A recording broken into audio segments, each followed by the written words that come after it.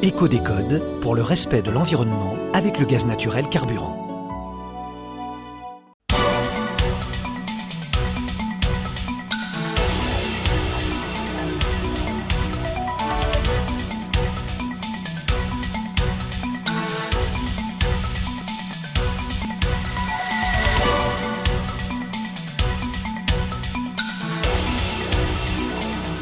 La société basée à Londres a été l'une des premières à utiliser Internet pour réduire ses coûts de vente.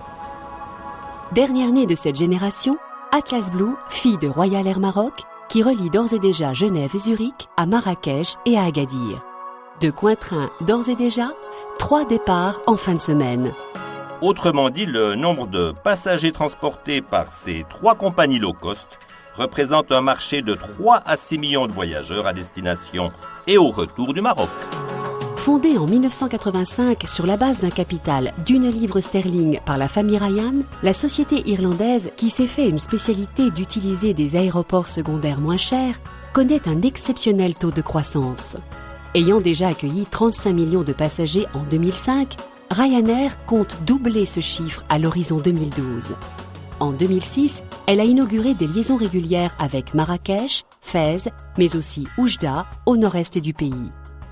Pour sa part, EasyJet a annoncé à la clôture annuelle du 30 septembre 2006 avoir globalement transporté près de 33 millions de passagers. Genève Cointrain a servi d'aéroport à 3 millions de personnes, en augmentation de 42%. Le bénéfice d'EasyJet 2006 est attendu à 220 millions de francs. Et dire qu'il y a peu encore, certains distingués analystes ne croyaient toujours pas à l'avenir économique de ce type de transporteur. Le seul danger qui les guette, s'embourgeoiser à leur tour et augmenter leurs coûts. La petite dernière, Atlas Blue, a transporté moins d'1 million de passagers en 2005. L'exercice 2006 a vu un doublement de son activité. Elle compte pour l'instant 8 appareils, très majoritairement américains. En 2008-2009, sa flotte devrait passer à 14, puis à 24 à l'horizon 2012. Sa maison mère, Royal Air Maroc, elle, s'investit en direction du continent africain, ayant cédé ses vols charters européens à Atlas Blue. Nos compagnies aériennes partenaires, qu'il s'agisse d'Atlas Blue en premier lieu, qui est marocaine, ou de Ryanair et d'EasyJet, ont des ambitions très très fortes en matière de nombre de clients sur le Maroc. Il faut parler de chiffres allant de 500 000 à 1 million de clients pour chacune de ces compagnies dans un horizon de moyen terme. Je parle d'un chiffre annuel dans un seul sens. On peut le multiplier par 2 s'il s'agit de compter les passagers et compagnie. La densification se fera au fil des opportunités de l'Espagne et de la France, de l'Angleterre vers le Maroc. Et chaque saison apportera son lot de lignes nouvelles. Atlas Blue porte les 2 caractéristiques de notre pays, n'est-ce pas, la chaîne de l'Atlas enneigée et les 3500 km de côte. Blue pour la mer, puisque la vision 2010 du tourisme marocain est appuyée sur un plan qui s'appelle le plan Azur et qui vise à construire 6 stations balnéaires haut de gamme de nouvelle génération. Nous avons à peu près 84 sièges dans chaque avion Atlas Blue. Cette liaison directe, on espère la développer beaucoup plus. Un prix de base, ça tourne environ à entre 300 et 400 francs suisses.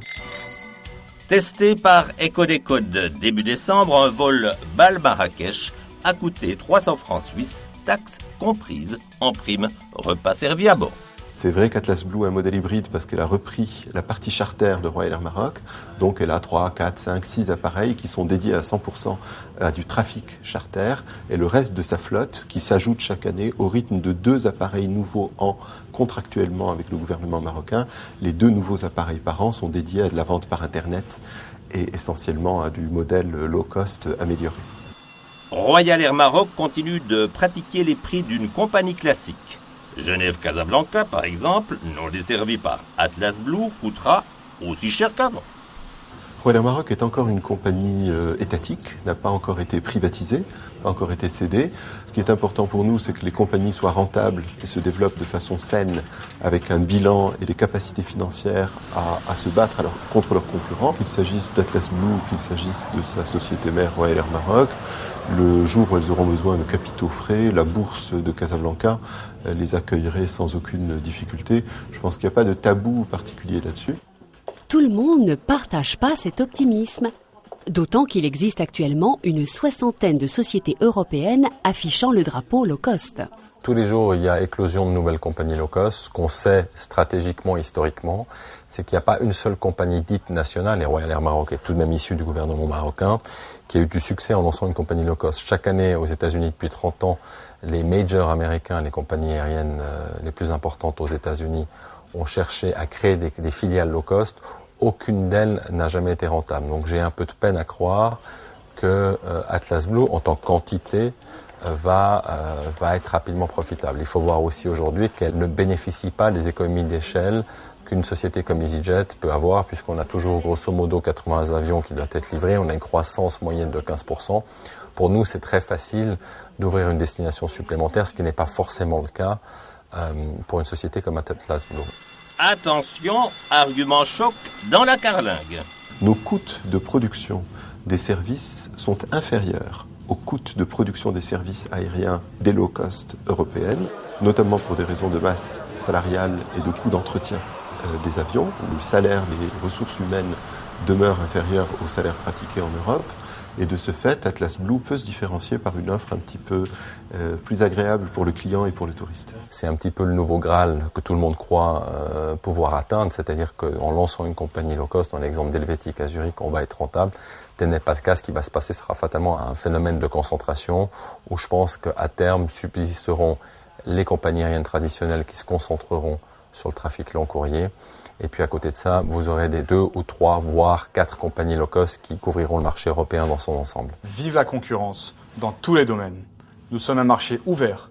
Nous prenons aujourd'hui l'ouverture totale, la concurrence, la liberté totale du marché. Aujourd'hui, si Atlas Blue est cher pour certains, Atlas Blue devra peut-être revoir sa copie quand d'autres monteront en puissance. Et on les voit déjà, Ryanair, EasyJet et autres qui vont arriver. Nous prenons de toute façon la loi du marché qui doit primer. C'est le gouvernement qui vous le dit, la loi du marché doit primer. EasyJet Switzerland compte 11 Airbus 319. Si elle devait concrétiser son intention de liaison avec Marrakech, le même appareil effectuerait dans la journée l'aller et le retour. Équipage modifié, l'appareil ajouterait encore une destination britannique à son plan de vol pour revenir enfin à son point de départ. L'utilisation maximale des avions est la clé de la réussite d'EasyJet. Nous avons commencé à opérer un Londres-Gatwick-Marrakech quotidien. Depuis quelle date? Depuis, je crois que c'était le 10 juillet environ. Et on sait que le marché marocain dans son ensemble est, entre guillemets, ce qu'on décrit nous, la prochaine destination plage ou destination sud que les Européens du Nord attendent. On voit le développement qu'EasyJet a eu en Espagne. On pense qu'il y a un potentiel identique sur le marché marocain. Pour nous, l'objectif, c'est d'ouvrir également Marrakech comme destination depuis d'autres bases depuis lesquelles EasyJet opère. On pourrait imaginer de rajouter Marrakech de manière tactique, c'est-à-dire 3 à 4 fois par semaine. Je ne crois pas que le potentiel du bassin de population de Genève soit suffisant pour avoir un vol quotidien. Il ne faut pas oublier non plus que nos avions sont des avions qui sont grands, transportent 156 passagers. C'est le taux d'occupation aussi qui détermine le succès de la ligne. Arriver avec un vol quotidien serait trop. Donc on peut imaginer peut-être dans 1 an ou dans 2 ans, aller savoir d'ouvrir une ligne sur Marrakech. Personnellement, j'y serais intéressé parce que j'aime beaucoup ce pays. Dans la rue, moi, le Maroc, je kiffe grave. Mohamed VI, c'est mon pote.